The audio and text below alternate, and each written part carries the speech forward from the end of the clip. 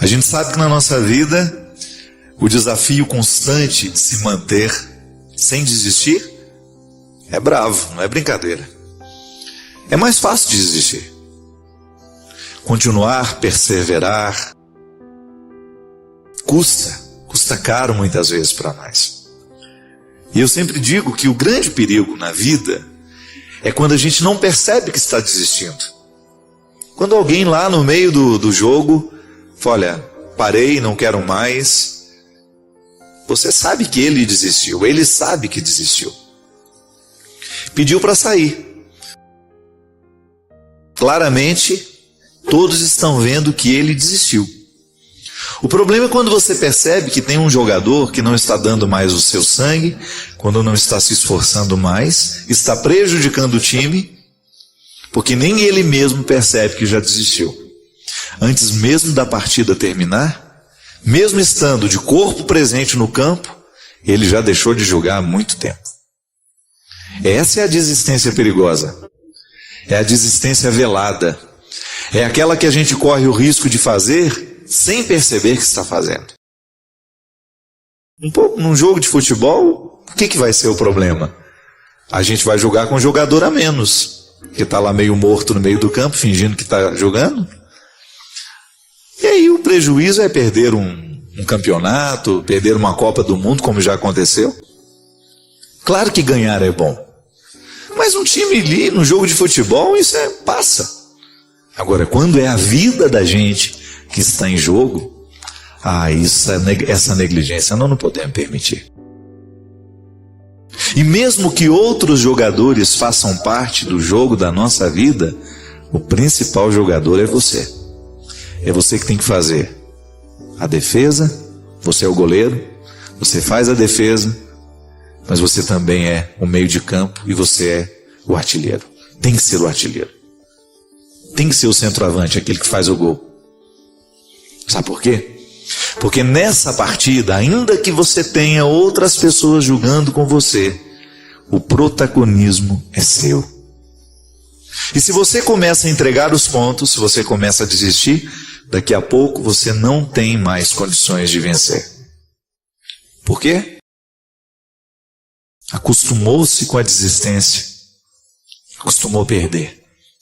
Foi abrindo mão de coisas preciosas, de situações preciosas, de pessoas preciosas, de realidades preciosas, porque não estava atento com o jogo que estava acontecendo.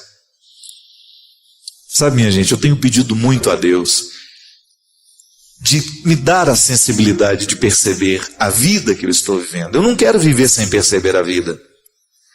Eu não quero correr o risco de que a pressa dos meus dias venha me retirar a capacidade de saborear cada momento que eu posso viver. Ainda hoje estava conversando com uma amiga dizendo que às vezes eu tenho medo de estar dando à minha alma um tratamento que ela não merece. Não estou falando da minha opção de ser padre, viu? De jeito nenhum. Mas muitas vezes como vivo sendo padre.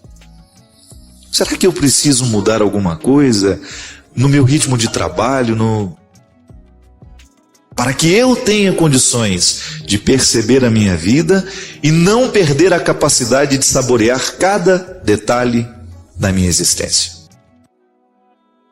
Sei que às vezes a sua vida tem muita coisa acontecendo em torno dela, mas eu tenho medo que você não esteja em tudo isso que está acontecendo em torno dela. E às vezes a gente vai fazendo escolhas, a gente vai julgando de um jeito que a gente não percebe que está perdendo. Aí de repente quando você nota, o déficit já é muito grande, o prejuízo já é muito grande. Aí você olha para trás e diz, aquela velha frase, meu Deus do céu, o que eu fiz da minha vida? Por que eu tratei aquela pessoa daquele jeito? Por que eu não fui mais próximo? Por que eu não trabalhei menos? Ou por que eu não trabalhei mais? Por que eu não me dediquei mais a mim? Aos meus projetos? Por que eu não fui capaz de me amar um pouco mais? E assim, consequentemente, eu ter condições de amar um pouco melhor os que estavam ao meu redor? Por que eu não tive disposição de lidar com aquele defeito tão horroroso que eu tinha e que hoje está muito pior do que naquele tempo da juventude? Por que eu não tive coragem de ser verdadeiro comigo, com as pessoas que estão ao meu redor? Por que eu não olhei de frente para o meu limite, para a minha limitação? Minha gente, mais cedo ou mais tarde, nós vamos nos fazer essa cobrança. Sabe, eu fico pensando que o que Jesus fazia com as pessoas quando ele as encontrava, era justamente despertar nelas as perguntas. Jesus era um homem que inquietava, ele interrogava. Quando as pessoas estavam diante dele, era inevitável, olhando para o jeito como ele vivia, escutando o que ele falava, as propostas de vida que ele tinha, olhando para o caráter dele, para o jeito dele ser gente, era inevitável que as pessoas se perguntassem: por que eu também não posso viver assim? A presença de Jesus inquietava, provocava perguntas. Respondia? Também respondia, mas ela provocava muitas perguntas. E é assim que tem que ser hoje. A nossa religião, a nossa pertença religiosa tem que ser constantemente um incômodo, um bom incômodo, uma paz inquieta, como diz sabiamente o Padre Zezinho. De você ter condições, de você ter a consciência de que a sua experiência religiosa lhe faz perguntar o tempo todo se você está fazendo a coisa certa, se você está escolhendo a coisa certa, se você está julgando do jeito certo, para que você não se sabote. Você não pode se sabotar, você não tem o direito de viver se sabotando. É uma menina, na verdade uma moça de 22 anos que escreve assim: Padre Fábio, eu estou muito preocupada com a minha mãe. Há mais ou menos um ano, ela descobriu as redes sociais e desde então tornou-se um vício para ela.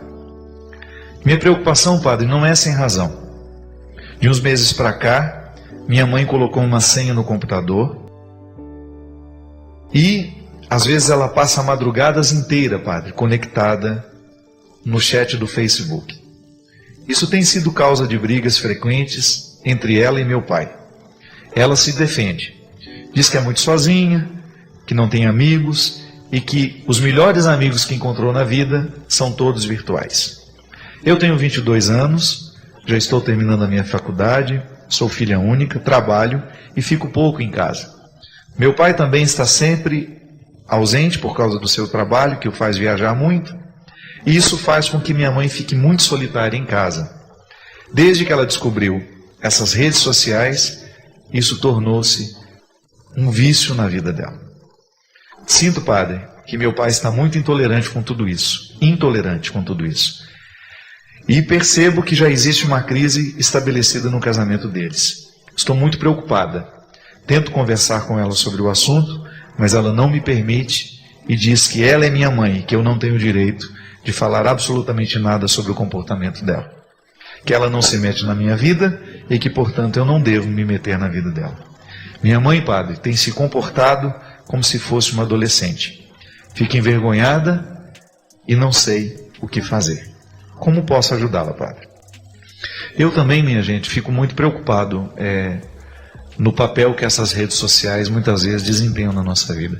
Eu sei que é agradável, eu sei que muita gente descobre amigos de verdade, eu sei que as redes sociais, elas diminuem distância, a gente fica próximo de quem a gente admira, a gente fica próximo, a gente faz grupos de amizade. Eu me lembro que da última viagem para a Terra Santa, né, foi uma viagem maravilhosa. Nós ficamos em 220 pessoas, para você ter uma ideia, peregrinando durante 10 dias pela Jordânia e Israel, e nós saímos de lá, vários grupos de amigos mesmo. Aqueles ônibus criaram uma fraternidade tão grande, porque nessas peregrinações a gente fica junto o tempo todo. São 24 horas convivendo, né? E é claro que dali essas pessoas saem motivadas a continuarem. É uma forma de estender aquela viagem para as suas vidas. E ali nós temos lá o Facebook, as comunidades, os viajantes, né? Os peregrinos da Terra Santa. Eu acho bonita a maneira como eles partilham fotos, as alegrias da viagem que ainda duram até hoje. Porque uma viagem para a Terra Santa, ela não termina nunca dentro da gente, sobretudo por causa dos amigos que a gente fez lá. De vez em quando eu vejo os ônibus, que eram divididos em ônibus, né? O ônibus vermelho, o ônibus amarelo, o ônibus vermelho se comunicando entre eles para que eles possam se encontrar, para que possam fazer uma confraternização, ou até mesmo combinando novas viagens. Isso é muito saudável. É importante, eu gosto de dizer isso. A gente precisa estar próximo de quem nos faz próximos de Deus. Então, de repente, você descobre que naquele grupo virtual você tem amigos que lhe fazem ser amigo de Jesus. Então, pronto. Isso é um valor. O que a gente não pode permitir é que essa vida virtual venha a abarcar, isto é, tomar conta de toda a nossa vida. A gente não pode esquecer que a gente tem pessoas do nosso lado, né? Que a vida é real, que a vida é concreta, que eu tenho que me preocupar com os meus filhos, que eu tenho que me preocupar com o meu marido, que eu tenho que me preocupar com a minha esposa, que eu não tenho o direito de ficar tirando muito tempo do meu dia, da minha dedicação, para ficar lá naquele Facebook o tempo todo, naquele Twitter o tempo todo, no e-mail, nas salas de bate-papo. Eu preciso dosar. E eu fico preocupado como muitas vezes essas redes nos infantilizam mesmo, nos retiram da responsabilidade, melhor dizendo. Não é só infantilizar, é nos fazer esquecer que nós temos responsabilidade. Eu fico me policiando. Quanto tempo eu gasto do meu dia na minha internet? Minha gente, isso aqui é um perigo, ó. A gente fica. Senta. Como é que é? Peraí, só que eu tô vendo. Tudo é urgente, tudo é importante, né? Já observou que hoje tudo é importante? Parece que alguma coisa mudou. Nós estamos considerando que tudo agora é importante. Eu estou jantando e aí eu paro. Gente, desculpa que esse e-mail aqui eu preciso responder agora. Aí começa. Isso é mentira. Não tenha nada nessa vida que não possa esperar terminar um jantar que você está fazendo com seus amigos, com seu esposo, com seus filhos. Você precisa entender que os meios virtuais, e a vida vai ser cada vez assim mais, não tem como voltar atrás. Você precisa entender que essa vida virtual é apenas um complemento, uma parcela. Ela nunca pode ser maior do que a vida real. E vida real, não estou dizendo que a vida virtual não é real. Não estou dizendo que aqueles amigos não são de verdade. Não. Eu só acho que você não tem o direito de colocar na vida virtual mais importância do que os seus relacionamentos, do que as suas urgências. O que realmente é urgente na sua vida? E é muito preocupante isso. Imagina uma menina de 22 anos tentando convencer a mãe de que o comportamento está inadequado. Está vendo como os papéis se invertem? Porque hoje é muito comum que a gente encontre pessoas realmente esquecendo da maturidade que já alcançou na vida e regredindo. Porque isso é muito perigoso. Isso pode regredir. Esses relacionamentos virtuais, quando não bem administrados, eles podem fazer abrir porteiras na sua vida que depois você não sabe fechar mais. Minha gente, quanto casamento está sendo terminado, está sendo minado por causa dessas benditas redes sociais, mal utilizadas. Mulheres que se envolvem afetivamente com outros homens. Porque, claro, do outro lado do computador, todo mundo é lindo, é maravilhoso, todo mundo é compreensivo, todo mundo é amigo, todo mundo é solidário. E a gente sabe que às vezes você está lá vivendo uma dificuldade com seu marido não é tão perfeito assim como você gostaria que ele fosse, e de repente você tem um amigo ali de Face, de Twitter, sei lá de quê, que começa a dizer coisas bonitas para você, coisas que seu marido não sabe dizer, ou começa a lhe tratar de um jeito que seu marido não trata, e você vai caindo nessa ilusão, e você vai permitindo que essa ilusão vai crescendo dentro de você, e de repente você está se distanciando do que você realmente ama, de quem realmente lhe ama, para alimentar um contexto de ilusões que pode ser absolutamente destrutivo para você. Muito cuidado, Muito cuidado onde você gasta o seu tempo, com quem você gasta o seu tempo e onde você se ampara afetivamente. Volto a dizer, as redes sociais bem administradas, bem articuladas, elas nos ajudam a criar vínculos positivos, mas elas precisam ser muito bem administradas, porque senão a gente pode se exceder e a gente pode esquecer quem nós somos e como devemos nos comportar. Perigo, viu? Muito perigoso mesmo.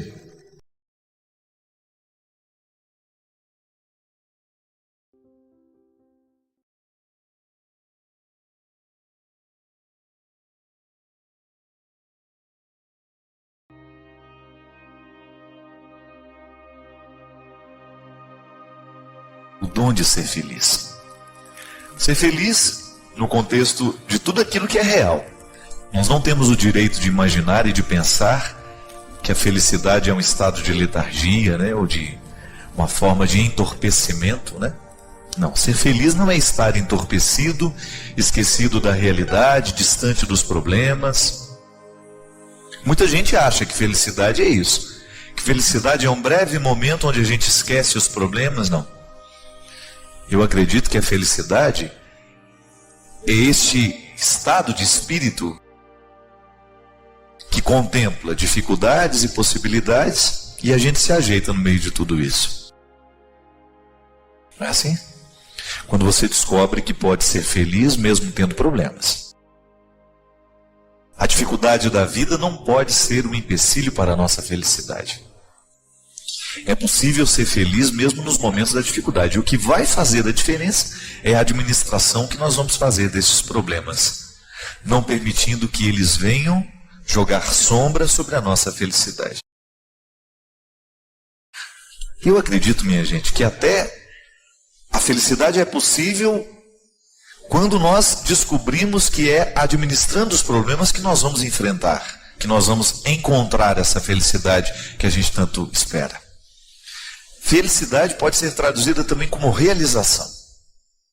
Eu preciso ser um ser humano realizado. Você precisa ser realizado. E para a gente se realizar, é preciso chuva para florir, é preciso paz, não é? A música coloca algumas necessidades essenciais para que as coisas aconteçam. Muita coisa na nossa vida deixa de acontecer porque a gente não conseguiu descobrir o que a gente precisava. E aí não tem o empenho, não tem a atitude certa, não tem o gesto que verdadeiramente pode desencadear essa realização. Hoje mesmo, você teve a oportunidade de ser um ser humano realizado. E você teve situações diante de você em que você precisou agir. A felicidade depende da maneira como nós agimos. Aquilo que a gente escolhe que precisa, né? Que nem sempre nós escolhemos aquilo que a gente verdadeiramente precisa. A gente chega hoje, amanhã a gente vai embora. A música fala de maneira bonita deste tempo, deste intervalo em que nós chegamos e que nós saímos. Sair de cena é tão importante quanto chegar, né? Saber o tempo certo de sair, saber o tempo certo de chegar.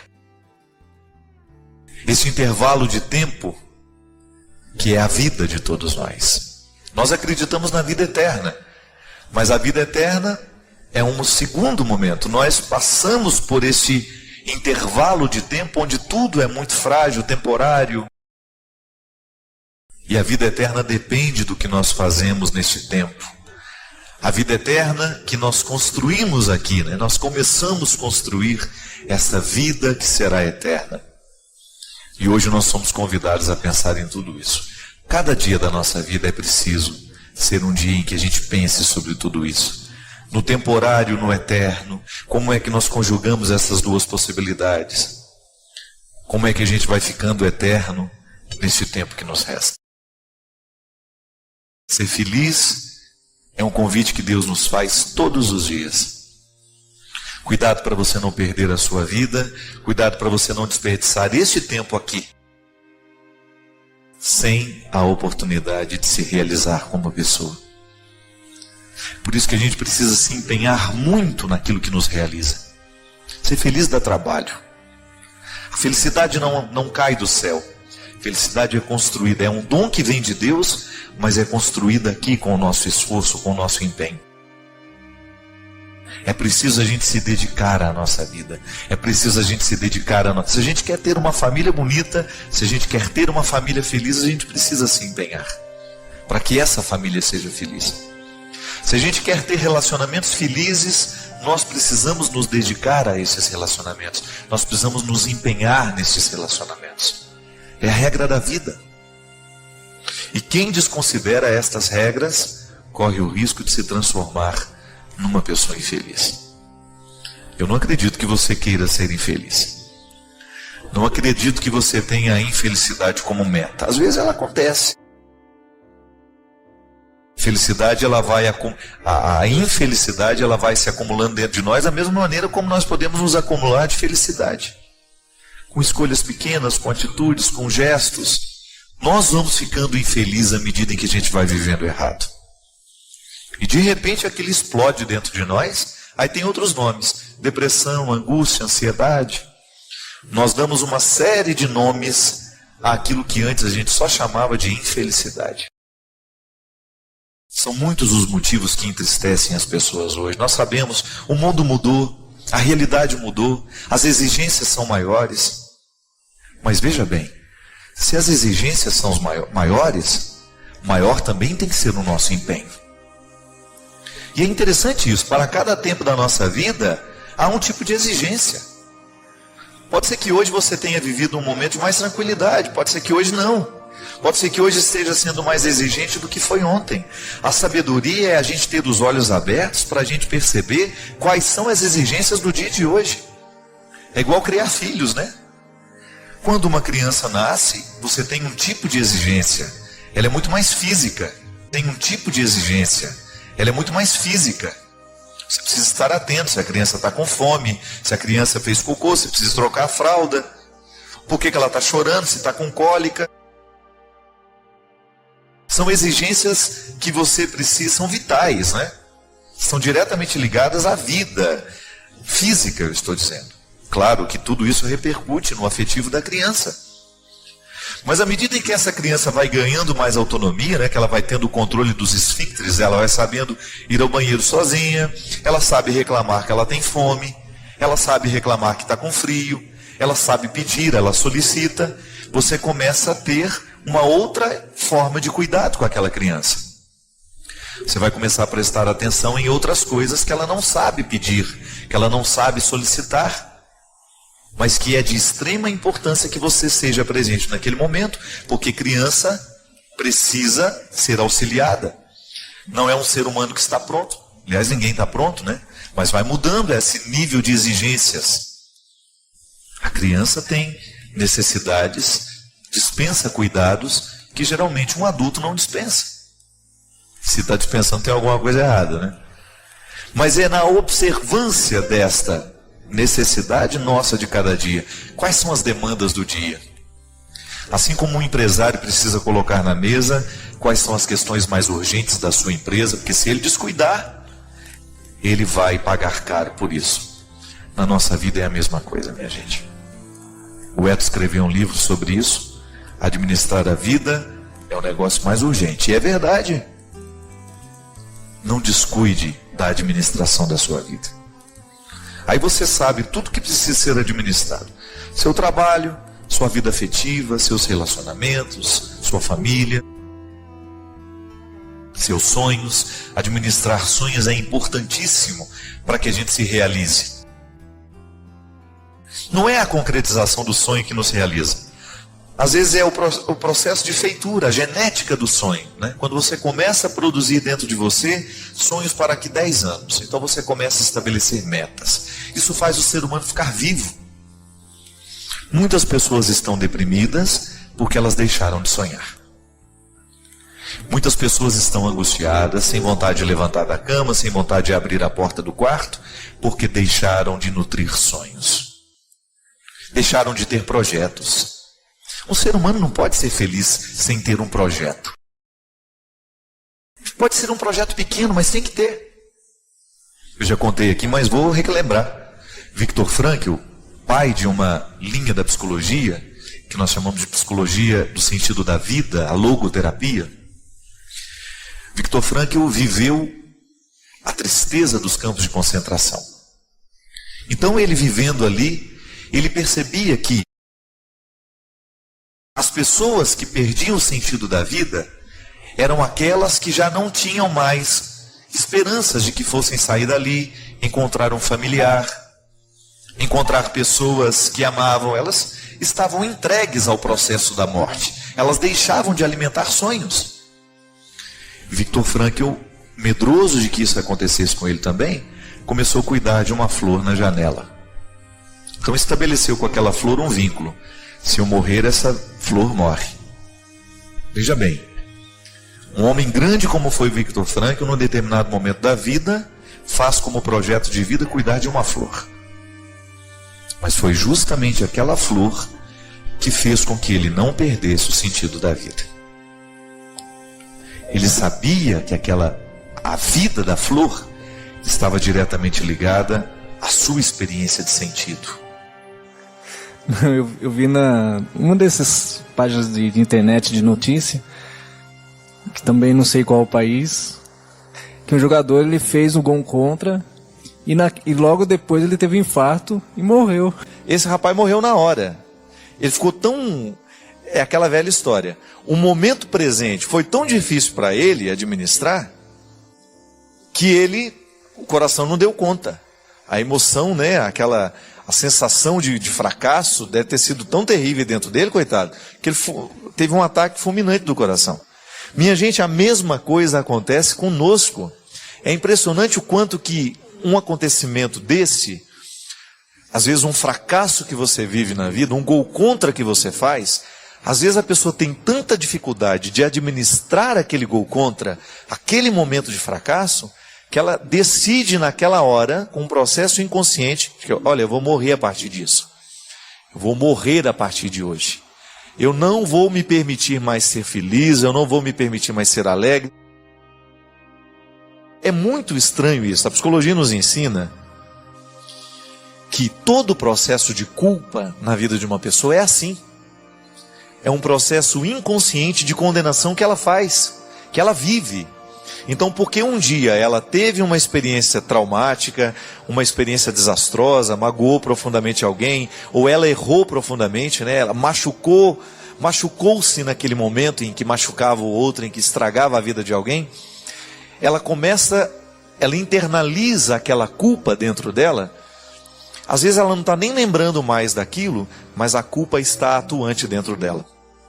Porque nos nossos processos inconscientes, nós continuamos pressionando o nosso cérebro com os nossos motivos, né? E às vezes a ação é consciente. Ela está agindo ali, ela está agredindo, ela está gritando. Mas o motivo que a faz gritar não é consciente. É um processo de culpa muitas vezes. Quantas vezes você encontra pessoas amargas, que elas fazem questão de demonstrarem que são amargas, que elas não gostam dos outros, que ninguém precisa gostar delas, elas não fazem esforço para darem certo nos relacionamentos, para estabelecerem vínculos profundos, bonitos. Por quê? Porque elas estão se punindo. Elas estão vivendo um processo de autopunição. Eu não mereço ser feliz. É o inconsciente dela que está dizendo para ela, você não merece ser feliz. Então ela começa a julgar contra ela mesma, justamente para viver o contexto, para dar uma resposta ao domínio da culpa. E volto a dizer, muitas vezes nós precisamos de um processo terapêutico para clarear o motivo da culpa, para a gente poder julgar fora. Você não vai julgar um lixo sem saber onde ele está. Muitas vezes o bom psicólogo, o bom terapeuta, e graças a Deus nós temos muitos, né, por esse Brasil afora, homens e mulheres comprometidos com o Evangelho, que fazem do seu instrumental científico, né, também um instrumental de mística, de ajuda espiritual, porque psicologia e mística andam de braços dados. Um psicólogo, quando ele tem acesso, né, ao processo de inconsciente de uma pessoa, quando ele começa a trabalhar com a matéria-prima daquela pessoa, ele está lidando com realidades muito sagradas, muito religiosas. Então, quando nós temos um bom terapeuta para nos ajudar a vasculhar o lixo da nossa vida, né? É como você ter num lixão, você saber que ali naquele lixão tem uma pedra de ouro. Muitas vezes o que a gente precisa fazer é isso. A psicologia nos ajuda a encontrar a pedra de ouro, porque a gente precisa tirar dali, olhá-la, retirar todos aqueles excrementos e sujeiras que estavam grudados nela, para que você possa ter condições de jogar o lixo fora, sem jogar fora também o valor.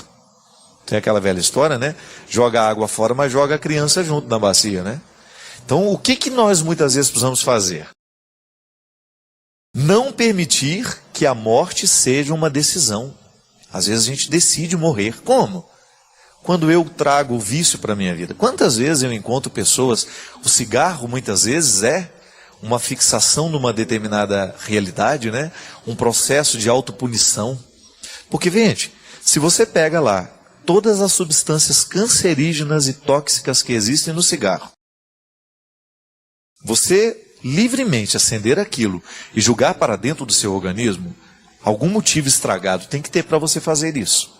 Quando a gente começa a trazer essas coisas estragadas para a nossa vida, isso tem que ser um sinal de que alguma coisa está errada na nossa autoestima, de que alguma coisa está errada dentro do nosso inconsciente, que muitas vezes nós estamos agindo através de motivos de autodestruição.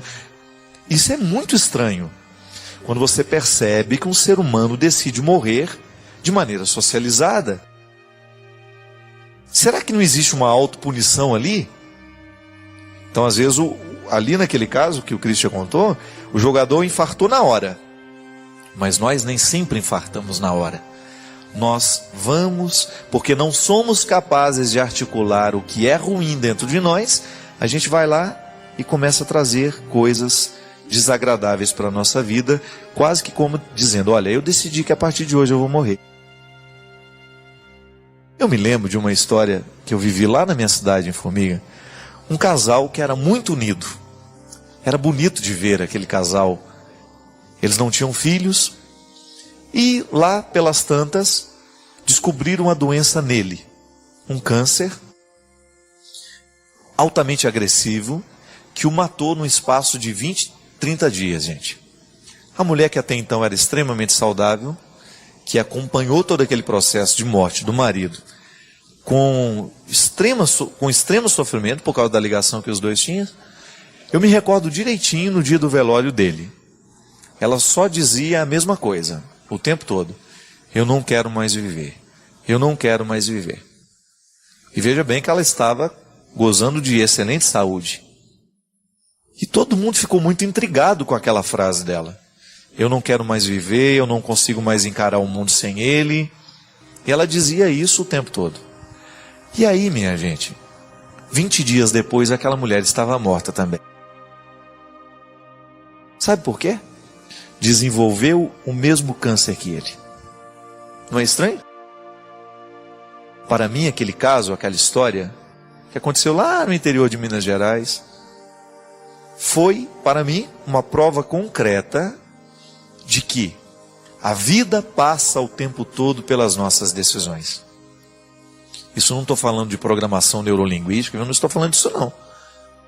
Estou falando que nós precisamos tomar muito cuidado com aquilo que a gente deseja para nós, que pode acontecer. Veja bem, não soube trabalhar aquele momento difícil, perdeu alguém que era precioso para ela, tá certo? É difícil mesmo, mas porque não soube conviver com aquela situação, ela aceitou um processo de autodestruição e acelerou aquele processo. Gente, o câncer veio nela do mesmo jeito que tinha acontecido nele. Isso é muito estranho. O mesmo câncer que matou o homem mata a mulher 20 dias depois, justamente porque parece ter decidido. Não quero mais viver.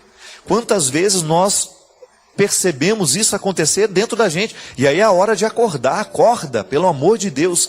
Não permita que esse processo de depressão, de angústia, de ansiedade continue dentro de você. Ao menor sinal de depressão, de angústia, de coisa ruim, faça alguma coisa por você, acorde, tome uma decisão, mude de hábitos, mude a sua vida. porque senão você corre o risco de começar a optar pela morte nas pequenas doses. É igual sorver, minha gente, pequenas doses de veneno. Ninguém tomaria, claro, se eu estou feliz, se eu estou realizado, para que eu vou tomar uma dose de veneno? A mesma coisa é o cigarro, a mesma coisa é a bebida, a mesma coisa é a cocaína. Se você está feliz, por que você não é capaz de fazer um esforço por deixar de ingerir essa pequena dose de destruição diária? Ah, eu estou viciado nisso. Então, mas cuidado, o seu vício tem motivos inconscientes. Comece a ter coragem de adentrar o território do seu inconsciente, da sua vida, das suas escolhas, dos seus afetos, do seu passado. Tenha coragem de investigar essa vida, porque se você não tiver coragem, você vai perder essa bonita experiência de viver. Nós não acreditamos numa segunda oportunidade, nós acreditamos na vida eterna. Então, cuidar bem do momento presente é de extrema importância para nós que acreditamos no valor da vida. E é o testemunho mais eficaz que nós podemos dar, viu? Cada vez mais eu me convenço disso. Não adianta fazer discurso bonito, não adianta ter uma história bonita para contar todos os dias. O interessante é viver bonito.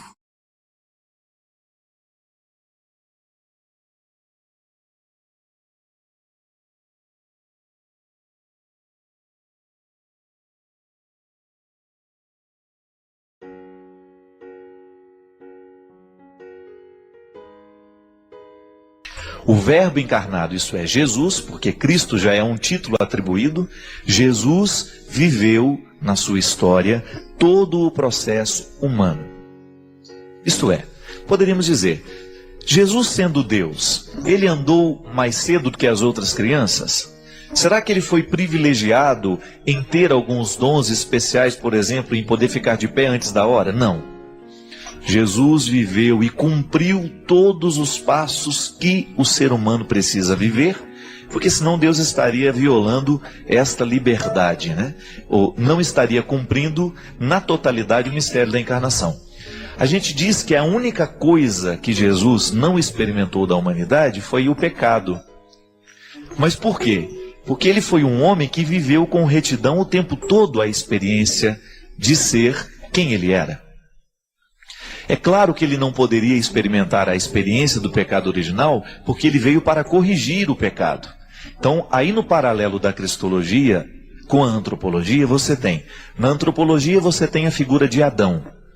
Na cristologia você tem a figura de Jesus. Então, Jesus está para a humanidade para resolver o problema que Adão provocou. Mas veja bem, aí você poderia falar assim, então Jesus foi enviado ao mundo para resolver problema. Não. O mistério da encarnação aconteceria mesmo que não tivesse havido o pecado na história da humanidade. Isso é muito bonito a gente compreender.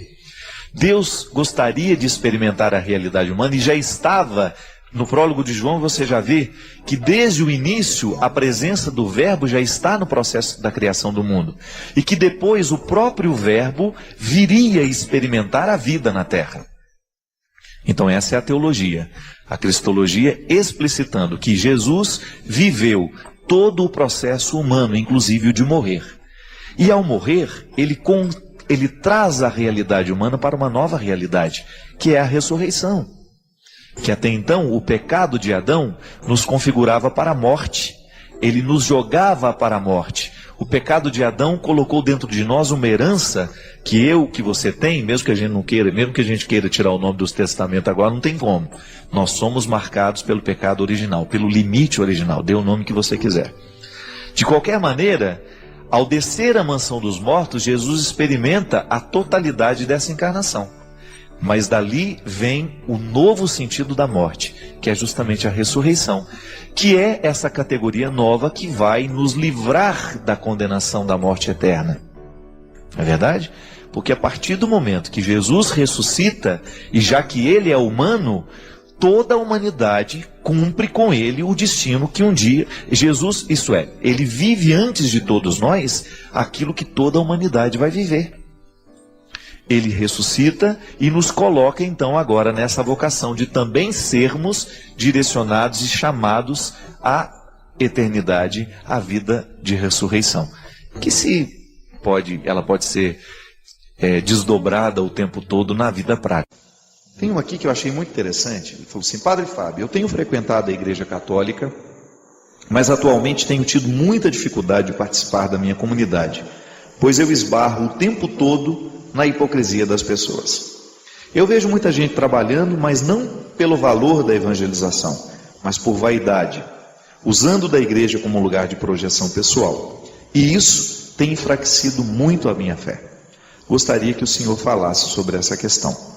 A minha pergunta é: a nossa fé em Deus depende das pessoas? Meu Deus do céu. O que você acha, Vanilson? Depende ou não? Não depende, mas esbarra, né? Esse é o problema. Vamos fazer uma distinção. A fé é um dom que nós recebemos de Deus e que precisa ser desenvolvido à medida em que a gente vai vivendo. Por que precisa ser desenvolvido? Porque a fé que eu tenho no momento em que eu sou criança, ela não serve à medida em que que o meu desenvolvimento intelectual, à medida que eu vou ficando mais capacitado para questões mais amplas e abrangentes da realidade, eu preciso de ultrapassar esses limites da fé infantil. Então a fé é um processo humano que é dom de Deus na minha vida, que eu vou descobrindo e vivendo esse processo dela o tempo todo. Quando eu pergunto, a minha fé depende das pessoas? Depende, porque quando eu estou vivendo o meu processo de fé, eu tenho pessoas ao meu redor. Mas dizer que a fé depende não significa que ela está condicionada, não significa que eu vou deixar de acreditar por causa daquela pessoa. Isso se eu já tenho uma maturidade na fé, isso é, se eu já vivi o meu processo de fé e admiti esse crescimento. Se eu pude experimentar essa maturidade da fé, é natural que eu vá depender menos das pessoas. A fé imatura, ela vai depender mais.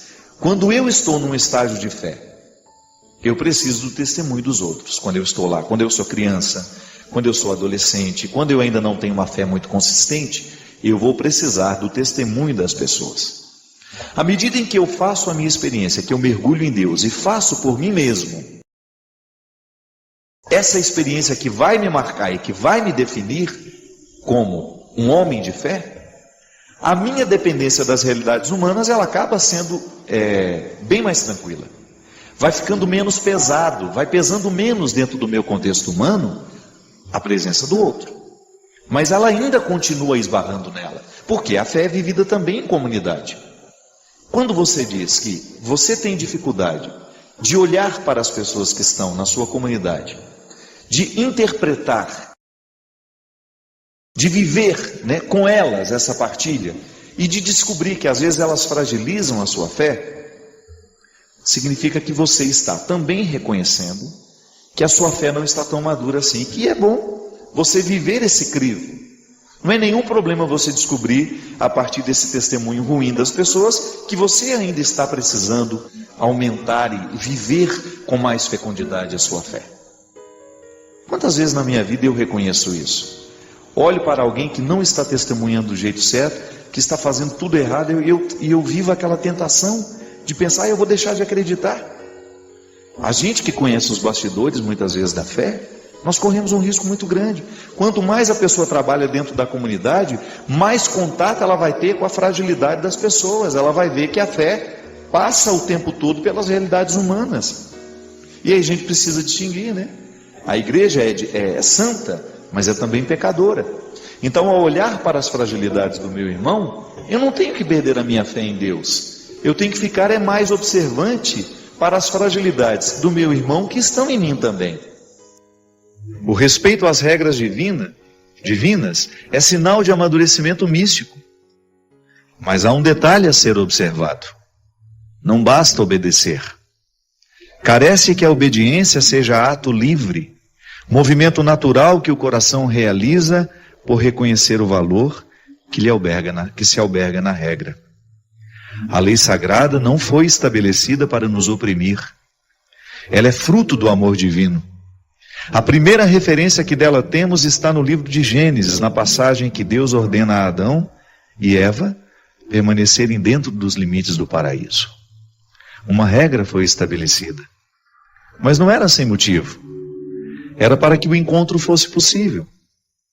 O paraíso era o lugar delimitado para o encontro. Os limites estabelecidos facilitavam o encontro entre Deus e a humanidade recém-criada. O estatuto divino salvaguardava a Adão e Eva o direito de serem encontrados pelo Criador. Veja bem, na ordem divina temos a explicitação do caráter positivo da regra. Obedecer não era somente uma obrigação. Antes disso, era o direito de ser encontrado. Não ultrapassar os limites estabelecidos era garantir a proximidade com o Criador. Incomodado com essa harmonia, o diabo resolveu agir. A serpente colocou no coração deles a dúvida. Eles deixaram de saber o que era realmente bom. Interpretaram a proteção como uma privação. A palavra amorosa que recomendava desfrutar os limites do paraíso foi distorcida. O direito foi interpretado como fardo e obrigação. Mas o pedido de Deus não cerceava a liberdade humana. Permanecer dentro do paraíso era um exercício de liberdade. Sair também, mas nesse caso era preciso abrir mão de estar sob a proteção, que para ser amorosa carece estabelecer limites. Só quem ama estabelece, compreende e respeita os limites. Mas não foi assim que me ensinaram. Passei boa parte de minha vida firmado no legalismo da regra. Nunca interpretei a obediência como um direito, apenas como um dever. Fui privado de compreender que estar sob a autoridade divina era o mesmo que ser amado. É regra da vida. Toda criança tem o direito de obedecer a alguém. Sim, é direito que não se pode ser negligenciado. Por não ser capaz de decidir sozinha, é seu direito que alguém a oriente nas questões que escapam à sua capacidade de compreensão. É dessa obediência que nasce a confiança que lhe proporciona crescer e alcançar autonomia, liberdade interior. É crime privar uma criança de direcionamentos. Não é saudável não estabelecer regras, limites, mas é preciso explicitar os motivos. A proteção é desdobramento do amor, do desejo de que o outro não se perca, de que ele possa, pela observância saudável da regra, alcançar a liberdade que nos liberta de nós mesmos. Mas eu desconhecia esse avesso. O texto sagrado não me comunicava outra coisa senão a restrição. Porém, demorei para compreender o outro lado da legislação divina, que ali começou a ser estabelecida e que finalmente foi entregue a Moisés. A lei não se limita a ser um estatuto de restrições. Ela é muito mais que um código moral a ser observado. Ela é fonte de vida. E por trás das palavras que ordenam um modo de viver, encontramos uma exortação ao crescimento, um conselho amável que nos encaminha ao aperfeiçoamento. A lei é um referencial de limites e possibilidades. Sobre esses dois pilares ela é edificada. Dela se desdobram direitos e deveres. A lei nos possibilita quando nos limita, mas também limita quando nos possibilita. Não é um jogo de palavras, é a explicitação da complementariedade que lhe é inerente. As duas dimensões podem nos favorecer, e disso eu fui privado. Deixei de conhecer a dimensão amorosa da lei. Deixei de experimentá-la como um instrumento libertador que poderia facilitar a minha relação com Deus e com a humanidade. Faltou dar o segundo passo. Não me ensinaram que na lei o amor está albergado. E assim tornei-me um religioso fiel, um profundo conhecedor de todos os estatutos que há séculos foram recrutados pela cultura religiosa de minha ascendência. Um homem que não se economizou no conhecimento das Escrituras, que honrou a tradição e que se esmerou para buscar a coerência que a letra escrita me pedia. Amarrei a lei ao corpo, cingi meus rins com a palavra sagrada, Quis trazer grudada ao corpo a recomendação revelada aos meus pais, o sábio conselho que nos veio dos céus, trazido pelas mãos dos escolhidos, dos que trouxeram na alma a brasa da profecia, a voz humana que nos trazia os recados celestes.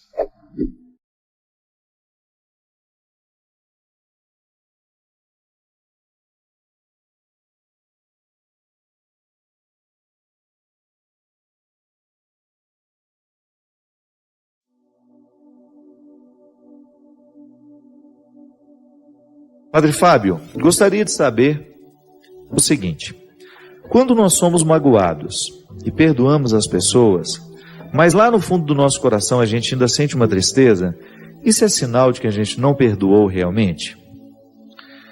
Maria, o perdão ele não é uma como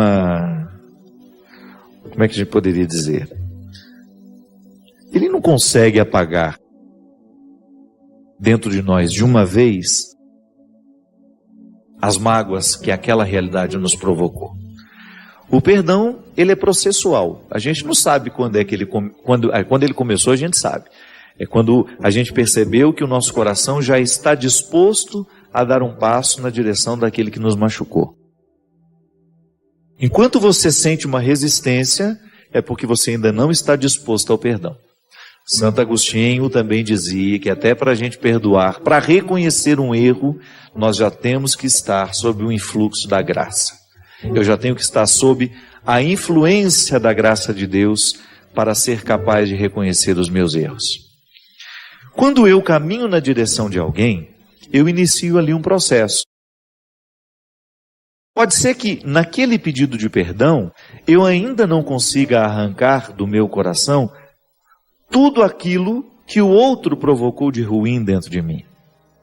Então não é nenhum problema você perdoar e você ainda perceber que a mágoa continua doendo dentro de você. É um sinal de que seu coração ainda continua ferido. Você já ofereceu o perdão, você já conversou, já fez aquela experiência do enfrentamento que eu gosto de dizer. O perdão, ele pede o enfrentamento, a gente precisa colocar para o outro a realidade que nos machucou. A gente tem o direito de dizer ao outro o que nos machucou, o que nos feriu. Mas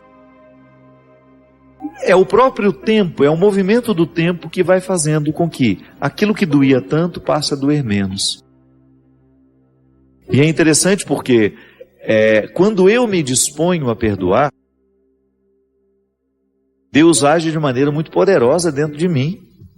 Ele vai me dando condições de colocar aquilo que Ele me ensina na sua palavra em prática na minha vida. Eu tantas vezes vejo na Sagrada Escritura Jesus me pedindo, me aconselhando a perdoar. Ele chega a ser radical em dizer, que quando o outro nos bate numa face, a gente deve oferecer a outra. Diante de um discípulo, ele fala, não só 7 vezes 7, 70 vezes 7, ele vai multiplicando isso, justamente porque o 7 é o número do infinito. Não tem fim o tanto de vezes que nós vamos precisar perdoar. E à medida em que nós vamos entrando na dinâmica desse perdão, vai ficando mais natural a gente expulsar as tristezas do coração. É claro que a gente sempre vai ser devassável. O coração humano, ele se fere. Não é porque eu fiz uma experiência de Deus que eu deixo de ser ferido pela palavra do outro, não. Eu continuo sendo ferido, porque a minha sensibilidade continua aqui. Deus não me torna uma pessoa insensível, mas Ele coloca em mim uma imunidade para sofrer aquele atentado, digamos assim, aquela palavra que fere, e não permitir que ela fique durante muito tempo dentro de mim. Então toda vez que eu sinto que, embora tenha perdoado, eu continuo sentindo a tristeza dentro de mim, é porque eu ainda não consegui desenvolver essa imunidade espiritual que a minha oração pode me dar, que a minha meditação. Engraçado, Às vezes eu fico pensando que nós, porque somos envolvidos por muitas pressas, a gente perdeu o dom da quietude, do silêncio. E muitas vezes nós temos dificuldade de perdoar e de expulsar as mágoas do nosso coração, porque nos falta essa experiência do silêncio. Que é quando você vai metabolizar a vacina da imunidade que a oração nos dá. Porque quando você vacina um filho contra a gripe, por exemplo, nós estamos chegando no inverno. Daqui a pouco nós vamos todos procurar um posto de saúde. Os idosos e crianças vão vacinar de graça, nós vamos pagar para tomar a vacina, porque a gente quer ficar livre dos vírus. Mas existe um tempo entre o dia que eu tomo a vacina e o momento em que ela de fato fez efeito em mim. Não é assim que funciona? O organismo leva um tempo para metabolizar a vacina que foi injetada no meu braço. A substância que foi derramada para me provocar uma reação de imunidade. Então, naquela janela, há vacinas que você precisa de 10 dias para ela de fato fazer efeito. Há vacinas que os períodos são mais longos. 2, 3, 4 meses. A vacina da hepatite B, por exemplo, você precisa de fazer 3 doses no espaço de 6 meses. Para você estar de fato protegido. Eu passo aqui no posto, tomo a vacina contra a gripe e já saio achando que estou imune. Não. A gente leva um tempo para ficar imune, porque o organismo precisa deste tempo para absorver a vacina, metabolizá-la e incorporá-la ao seu funcionamento. A imunidade que o perdão nos dá, para a gente sofrer um pouco menos quando o outro nos machucar demais, porque essa tem que ser a matemática. Eu tenho o direito de sofrer, mas eu não preciso ficar estendendo demais no tempo, porque a mágoa, o ressentimento, a tristeza são profundamente nocivas quando estendidas além do tempo. Uma tristeza até faz bem para a gente de vez em quando, né? Você cai na real, você vê que a vida não é essa maravilha que às vezes a gente inventa, a gente retira a vida do contexto das ilusões, coloca no contexto das esperanças. Então, quando eu rezo, quando eu começo a administrar o meu tempo para eu ter, ainda que sejam 5 minutos de silêncio para eu fazer a minha meditação, a meditação da palavra de Deus, ou de uma leitura que vai interferir no meu jeito de pensar, a gente falava aqui dos livros anteriormente, quando eu tenho um livro que me evangeliza, quando eu tenho uma música que entra no meu coração e provoca em mim um pensamento bom, um pensamento positivo, ou uma reflexão que me ajuda a expulsar os meus excessos, a corrigir os meus erros, eu estou criando essa imunidade. E volto a dizer, não é que a gente vai deixar de ser ferido, não, mas aquele ferimento não vai continuar doendo tanto como doía no passado. Quem faz uma experiência fecunda de Deus, cria essa imunidade espiritual que nos ajuda a compreender um pouco mais o processo que nos fere. Aí você liberta um pouco, você liberta com mais rapidez o seu coração de tudo aquilo que o escraviza tanto.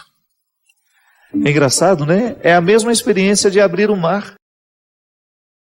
Perdoar também consiste em nós abrirmos um mar. Em abrirmos um mar para que a gente liberte o nosso coração. Quem precisa passar aqui é o coração. É o coração que precisa fazer esse êxodo, essa travessia.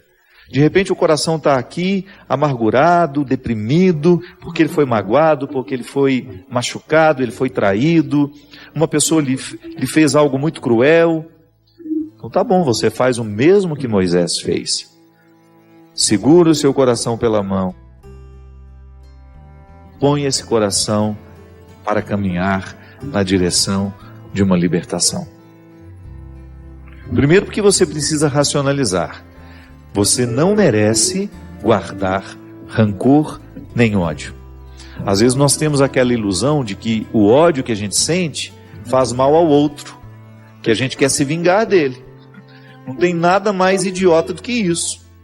O outro está vivendo a vida dele e é você que está sorvendo o seu próprio veneno. Quando você escolhe odiar, você não está fazendo outra coisa com você senão derramar uma ampola de veneno na saúde do seu corpo. É o efeito contrário da vacina. ao invés de colocar alguma coisa que vai te imunizar para manter a sua saúde psíquica e emocional, você está injetando um veneno na sua carne.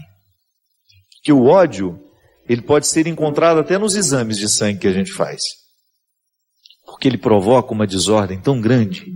É um derramamento de toxinas toda vez que a gente odeia, toda vez que a gente fica bravo, toda vez que a gente fica violento. Se tirar o seu sangue aí, no momento que você está morto de raiva, morto não, né? Quase morto, né, Diego? No momento em que você está sob aquele ímpeto da ira, se o Diego aqui, olha, estiver irritadíssimo, eu faço uma coleta de sangue nele, no momento em que ele está extremamente irritado, você não faz ideia de como esse exame vai identificar as toxinas que nos adoecem. São os hormônios que são contrários a nós, que até engordam. Você sabia que raiva engorda, né? É porque são hormônios que nos engordam, que impedem o metabolismo ser mais rápido. Enfim, toda vez que a gente odeia, nós causamos um prejuízo grande demais a nós. Toda vez que você odeia, você se causa um prejuízo que você não pode calcular. E você, bobão, achando que você está com o seu ódio atingindo aquele que você odeia. Às vezes ele está lá dormindo, belo e formoso, nem sabe que você está odiando. Quem está perdendo o sono é você. Quem está perdendo a paz é você. E a principal vítima do ódio que você sente é você, meu caro. É você, minha cara. Portanto, atravesse esse mar. Não permita que o mar do ódio, do ressentimento, da mágoa, lhe impeça de chegar a uma noite bem dormida, a uma satisfação de ser quem você é, a essa leveza do coração que você merece e que aquele que está ao nosso lado merece também.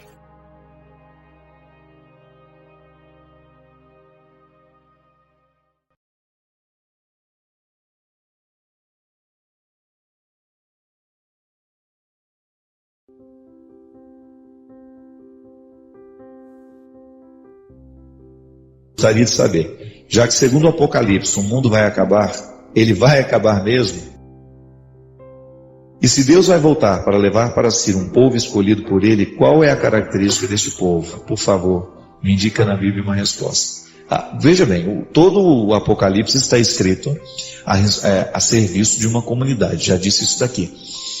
O que é a finalização do grande reino, né? É a queda do Império Romano. Para a comunidade de São João, o mais importante é acabar com o Império Romano, o domínio do Império Romano.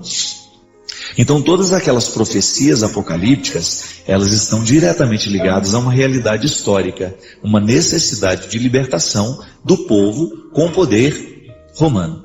É claro que isso tem repercussões escatológicas, né? Não é apenas a leitura histórica. O que é uma leitura escatológica? É a gente pegar aquilo que era deles e nós fazermos a leitura para nós hoje. Quando nós falamos de final do mundo, hoje nós também estamos falando de um processo de caos que o universo vai vivendo e que daqui a pouco a vida humana está impossibilitada. Isso é uma coisa. Falar no fim desta matéria. Outra coisa é você falar do fim do mundo naquilo que tem conotação que Jesus fala no Evangelho de São João. Nós estamos no mundo, mas não podemos ser do mundo, né?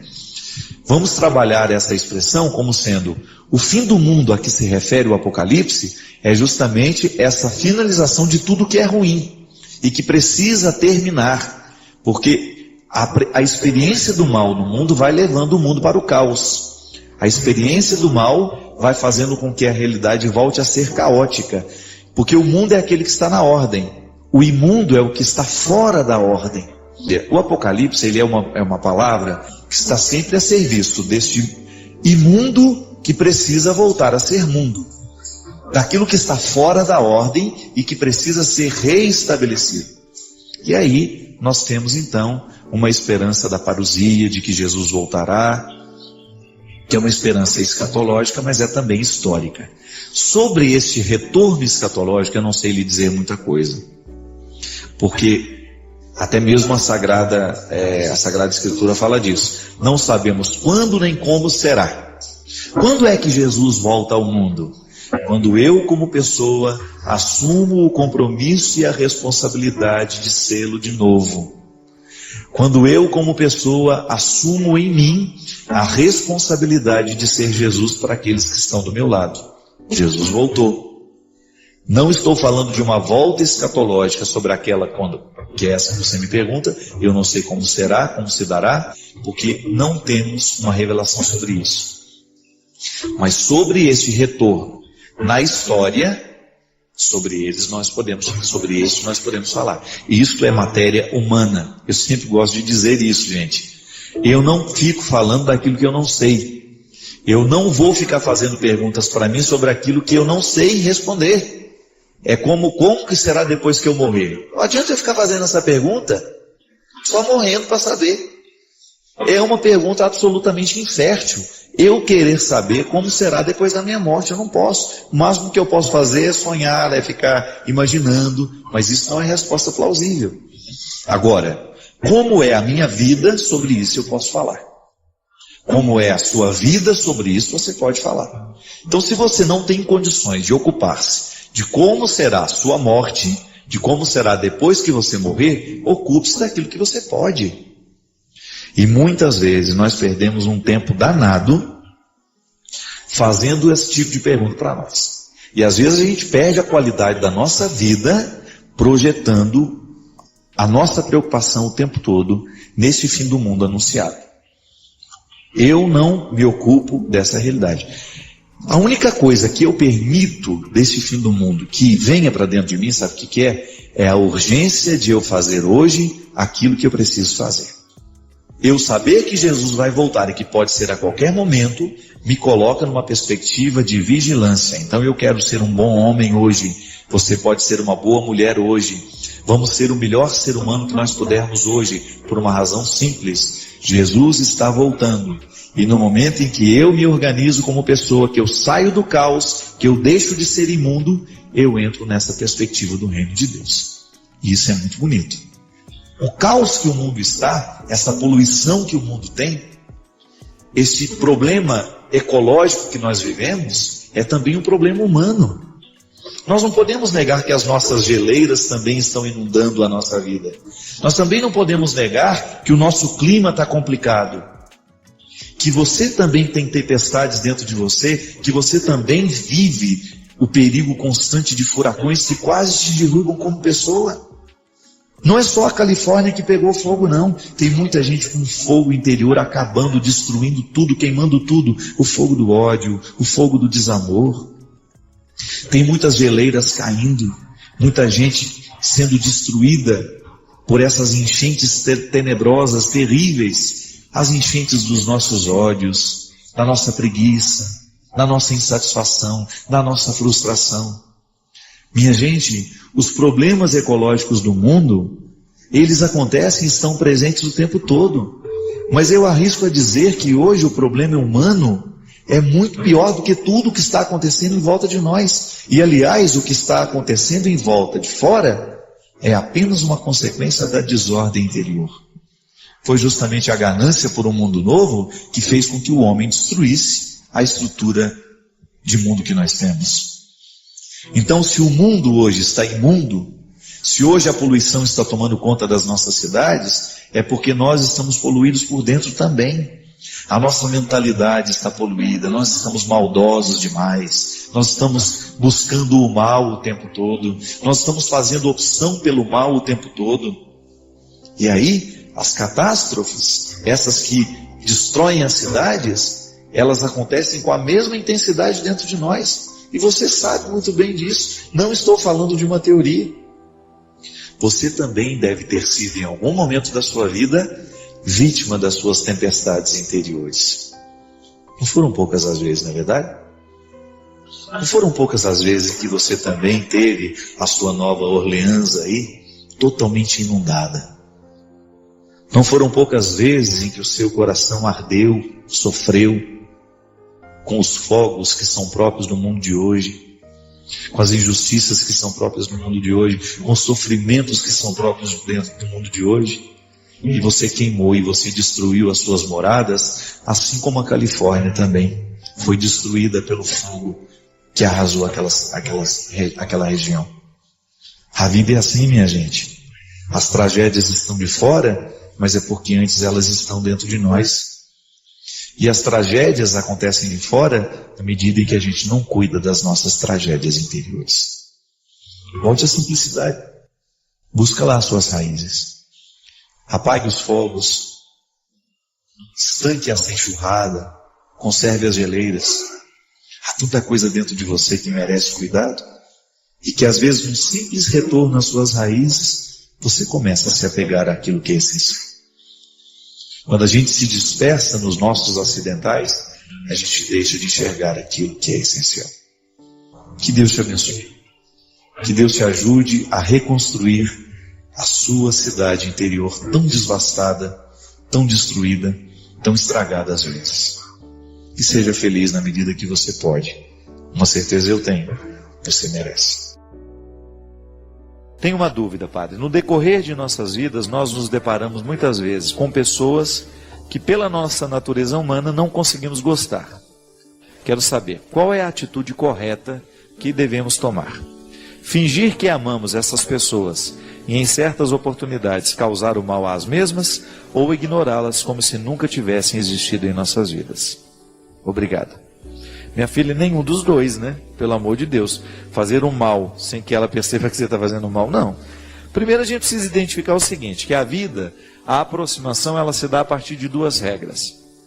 Quando eu encontro uma pessoa, quando sou visitado por uma pessoa, ainda que seja por um e-mail, por uma palavra, por uma carta, você vai ter uma reação natural de simpatia ou de antipatia. O que é? O que é a antipatia? Quando você percebe que não existe um vínculo natural de aproximação entre você e aquela pessoa. Por que a gente tem simpatia por umas pessoas e não tem por outras?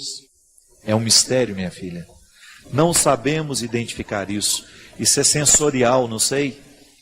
Passa por mim, eu encontro pessoas que eu gosto, que eu tenho vontade de me aproximar, e passa por mim outras pessoas que não. Que eu não tenho aquela aproximação natural. Isso faz parte da vida. Os agrupamentos humanos, eles nascem assim, né? A gente faz a opção, os amigos você escolhe. É diferente.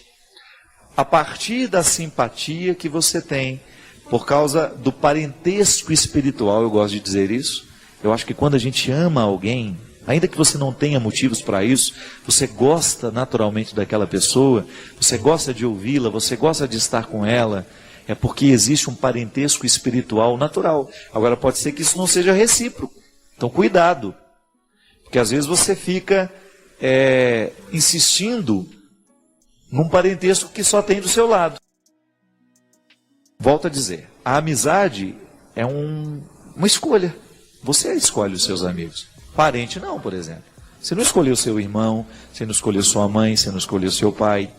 Só que dentro da nossa casa, a gente tem que conviver. Então nós precisamos buscar os recursos para nos ajudar a vencer essa antipatia natural. Por quê? Porque ele é meu irmão, é minha mãe, é meu pai. E se eu não tenho um movimento natural de amor e de carinho por essa pessoa, por causa da minha situação, por causa da minha proximidade, eu vou ter que buscar contornar e pedir a Deus a graça, né, através de oração, através de uma postura amorosa que você vai ter, de um cuidado maior que você vai ter com aquele relacionamento que é mais difícil. Minha gente, é engraçado, né? Porque às vezes a gente acha que isso não existe, mas existe. Às vezes a mãe tem isso com o filho. Às vezes a mãe, por mais que ela diga que não, ela tem um movimento mais natural em relação a um filho do que a outro. Então é aí que vem o cuidado. A mãe não tem o direito de protelar filho nenhum. São filhos e você vai ter que, de alguma maneira, suprir a necessidade de amor que esses filhos têm. Agora, você vai ter que viver esse conflito interior aí, de como é que você vai administrar a sua preferência. Eu não estou aqui para dizer que existe ou não existe a preferência. Estou aqui para refletir que quando eu identifico que eu naturalmente prefiro alguém dentro da minha casa, eu preciso tomar cuidado para que essa preferência que eu tenho por aquela pessoa não venha anular ou prejudicar a minha capacidade de amar os outros. Então tá bem, os seus amigos você escolhe, você vai ser norteada por essas regras de antipatia e simpatia. Tá bom, padre, mas e dentro do meu trabalho? Eu não tenho como escolher as pessoas que ficarão na mesma sala que eu. A regra vale para a mesma situação. A regra tem que valer. Por quê? Eu preciso diminuir esse estresse que me causa. Gente, conviver com antipatia causa um estresse danado em nós. Você sabe muito bem do que eu estou falando. Você sabe o quão é difícil ter que lidar com uma pessoa que você não engole. Parece que tudo que ela fala te agride. Parece que a maneira como ela se porta te incomoda. São situações humanas que muitas vezes nós não temos controle. Eu particularmente eu reconheço em mim o que muitas vezes me afasta de pessoas. Minha filha, quer me mandar embora é me cobrar. Ah, aquele dia você me viu. Não. Eu faço isso com o outro e não tolero que façam comigo. Eu acho que tudo é natural. Eu ser cobrado de uma obrigação que eu tenho, tudo bem. Agora, ser cobrado de afeto, ser cobrado disso, daquilo, estou fazendo a minha confissão, é defeito meu, é. Eu não tenho facilidade de lidar com gente assim. Eu gosto de relacionamentos naturais, onde não existe forçação de barra e nem tampouco existe o exagero. Eu sou assim. Nasci assim, cresci assim e me aproximo naturalmente de quem me trata assim. Pronto, esse é meu jeito de ser. Essa é a minha dificuldade. Agora você tem que saber quais são as suas. O que te aproxima e o que te afasta. E descobrir ali naquele ambiente de trabalho o que você precisa fazer para que você diminua essa dificuldade e que você comece a estabelecer laços. Que você precisa trabalhar com aquela pessoa. Aí entra a regra da sobrevivência, que não passa pela falsidade não, viu? Eu acho que é até natural, e eu acho que seria até muito interessante você ter coragem de dizer, sentar com aquela pessoa e falar assim, bem, você já deve ter percebido que nós temos dificuldades de relacionamento, né? O que nós podemos fazer para um ajudar o outro? Porque é natural que às vezes ela tenha dificuldade também. E quando nós temos essa clareza, quando a gente tem essa facilidade de esclarecer esses aspectos, a gente já dá um passo na direção do acerto. Porque às vezes a gente erra, é porque o outro erra com a gente e a gente erra com o outro, é porque a gente ainda não conseguiu esclarecer isso.